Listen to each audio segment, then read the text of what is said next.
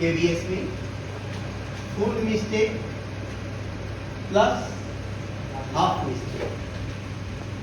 Full mistake किसको कहेगा, half mistake किसको कहेगा, केवीएस ने स्पष्ट नहीं किया है। लेकिन कितना प्रतिशत माफ होगा उस पर आप नहीं जाए। जो आप गलती करेंगे उस गलती का आधा केवीएस माफ कर देगा।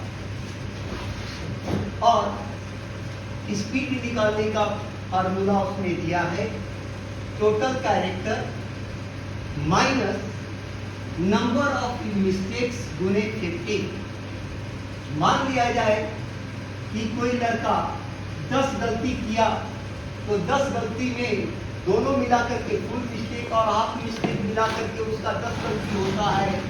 10 गलती में उसने आधा